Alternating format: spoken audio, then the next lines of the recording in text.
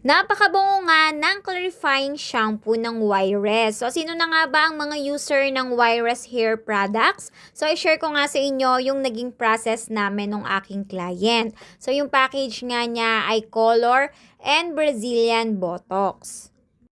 Inuna ko nga nakulayan ang buhok ng aking client and then, eto na, sinashampoohan ko ng mabuti ang kanyang buhok. So, yun nga yung ginamit ko at talaga namang napakabango mga sis.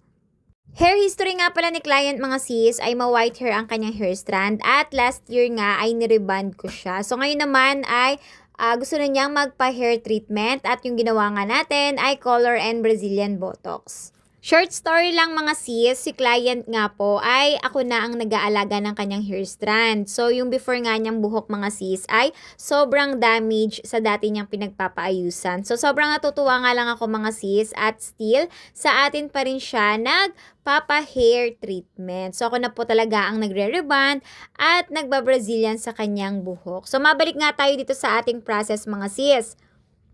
After ko nga kaninang masyampuhan mabuti ang buhok ni client, ay i-blow dry lamang ng 50% lang yung buhok ng ating client and then nag-proceed nga ako sa application ng Brazilian Botox. Sa application naman mga sis, hindi kailangan tipirin at hindi rin naman kailangan na oversaturated yung application natin. So, binabad ko nga ang buhok ni client mga sis ng up to 1 hour para talagang absorb niya yung hair treatment na in-apply natin sa kanyang buhok. And then, sa pag-blow dry nga ay 100%. By the way, sa mga Brazilian blowout or Brazilian Botox mga sis, ay hindi na po talaga yan binabanlawan. So talagang binoblow dry lang ng 100% and proceed na nga sa hair iron. At sa pagpaplansya naman mga sis, ay para kang nagpaplansya ng nagre-reban. So paper thin lang mga sis. So nakapass forward lang kasi yan mga bebe ko, kaya parang ang bilis-bilis. Pero kailangan talaga ay pulido yung ating pag-hair iron. At kung gusto nyo nga makapag-avail ng products nila, ay pwede po kayong mag-direct PM sa Wires Hair Products or kaya naman ay sa atin mga sis. So ito nga yung pinakalaman ng Brazilian Botox at ang nakakatuwa nga sa product na to mga sis ay hindi siya masakit sa ilong at hindi rin siya masakit sa mata.